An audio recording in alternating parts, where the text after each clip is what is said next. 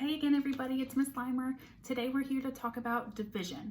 So division is splitting things into groups. The main thing about division is that the groups have to be equal. Kind of like with fractions where our parts are all equal, in division our groups have to be equal. Division is the opposite operation to multiplication. So division and multiplication go together, addition, subtraction go together, right? Division undoes multiplication, multiplication undoes division. So here's our chart today. So division is splitting things into equal groups. Remember, equal is that key word there. So here's my example. 27 divided by 9 equals blank. And I wanted to show y'all how to read a division sentence. So when I see a division sentence in my head, it automatically comes out like this. 27 things put into 9 groups equals 3 in each group. So I always look at it and say 27 things put into 9 groups.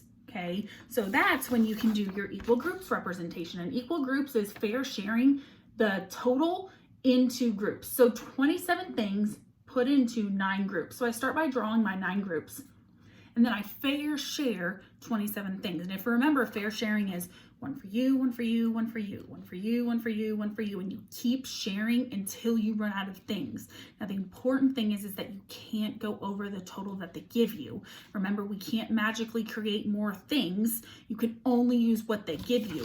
So in this case, they only give you 27, okay? So when I fair shared 27 into those 9 groups, I got 3 in each group. So here it says 27 things split into 9 groups equals 3 in each. Okay. Another example, which we also use in multiplication, is a strip diagram. So a strip diagram is basically the same as equal groups, except for it's all squished together into a strip diagram or a part whole.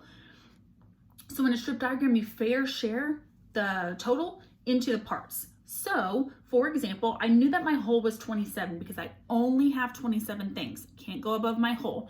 So if you see what I did here was I went through each of my 9 parts, because when I read it, here, 27 things put into 9 groups, or you could say 9 parts. If you can see, I did tiny little tallies, and I fair shared out those tallies into my parts, and then I wrote a 3, because you know when you do a strip diagram that it has to have numbers in it, right? Because that's the whole thing about a strip diagram, is the numbers. So I have another example here of a strip diagram. 16 divided by 4 equals blank. So I know that my whole is 16. So if we read it according to that formula, it says 16 things put into 4 parts. So my parts, I need to have 4. So now I have my 4 parts, and I'm going to fair share or tally mark my 16 things. 1, 2, 3, 4, 5, 6, 7, 8, 9, 10, 11, 12, 13, 14, 15, 16.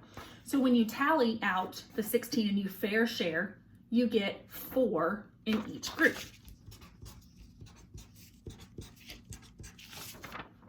Okay, so that means the quotient to 16 divided by 4 is 4. Okay, and then you can always check it and you can say 4, 8, 12, 16. And if all of your parts add up to equal your whole, then you know you've got the right answer. All right, our next representation is an array. So an array is another multiplication representation. And here, all you do is fair share the whole or the total into the rows. So if you see the array, this was 27 divided by 9. So that means 27 things put into 9 rows. So I made my 9 rows, and then I fair shared the rest of my 27, and that gave me 3 in each row. So if you notice, all of my answers in each representation, they all ended up being the same. And guys, that's because we use the same number every time. I just showed it to you in different pictures. So here is an example of my array, and I already kind of started it, but here's another problem. So 12 things put into 3 rows. So I drew my first 3 for my 3 rows, 1, 2, 3 rows, and now I'm gonna fair share into each row until I get 12 total. You have to make sure that you're counting carefully because you have to stop at 12. So I've already got my 1, 2, 3, 4, 5, 6, 7, 8, 9, 10, 11, 12.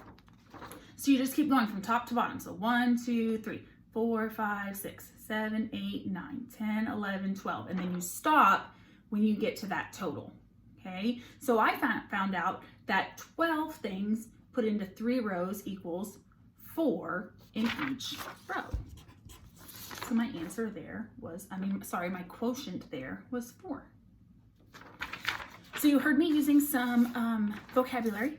I talked about the quotient. The quotient is the answer to a division problem, just like the product is the answer to a multiplication problem, the difference is an answer to a subtraction problem, and the sum is the answer to an addition problem. So the quotient is the answer to a division problem. Now, you can also do division by thinking about multiplication backwards, because multiplication is the opposite of division. So if I have something like 40 divided by 8 equals what, I can ask myself, what, let me get a different color, times 8 equals 40. So I can write it backwards. Blank times 8 equals 40. Well, and if I count by 8s, 8, 16, 24, 32, 40, I know that 8 times 5 equals 40. So that also means 40 divided by 8 equals 5. So there's 4 different ways to do division. We've got our equal groups. You can draw it into a strip diagram. You can draw it into an array, or you can think about it as multiplication.